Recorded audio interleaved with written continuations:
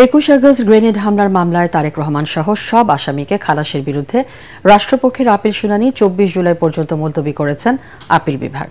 দুপুরে প্রধান বিচারপতি সৈয়দ রেফাত আহমেদের নেতৃত্বাধীন আপিল বিভাগ এই আদেশ দেন।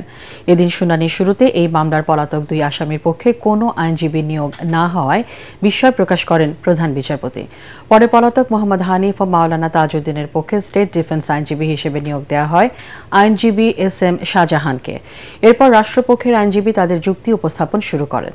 2004 সালের 21 আগস্ট আওয়ামী লীগের সমাবেশে গ্রেনেড হামলার ঘটনায় করা পৃথক মামলায় বিচারিক আদালতের দেয়া সাজার রায় বাতিল করে গত বছর 1 ডিসেম্বর এই রায় দেন হাইকোর্ট।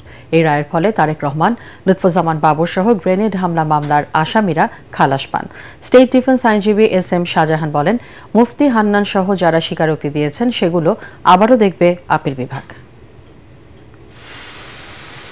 আমাকে দায়িত্ব দিয়েছেন যে আপনি ওই দুইজনের পক্ষেও স্টেট ডিফেন্স হিসাবে আপনি নিয়োগ পেলেন এবং আপনাকে তাদেরটাও বলতে হবে। আমি যেহেতু অনারেবল চিফ জাস্টিস এবং মাননীয় বিচারপতি মহোদয় পূর্ণাঙ্গ বেঞ্চ ওনারা আমার উপরে দায়িত্ব দিয়েছেন, আমি অত্যন্ত আন্তরিকতার সাথে আমি এটা গ্রহণ করেছি এবং আমি আমার যেটুকু দায়িত্ব সেটা পালন করার জন্য আমি সচেষ্ট হব। ন্যায় বিচারের স্বার্থে হাইকোর্ট ডিভিশন যেই রায়টা দিয়েছে খালাসের, including the non appealing accused mister Tarique Rahman, কারণ সাক্ষ্য প্রমাণে কনফেশনে কোথাও তার নাম ওইভাবে আসে না যে তাকে সাজা দেওয়া যায়। কাজেই যে রায় হাইকোর্ট ডিভিশন দিয়েছে এই রায়টা যাতে বহাল থাকে, অর্থাৎ রাষ্ট্র যে আপিল নিয়ে আসছে এই আপিলটা যাতে নামঞ্জুর হয়, ডিসমিস হয়, এটাই থাকবে আমাদের প্রত্যাশা।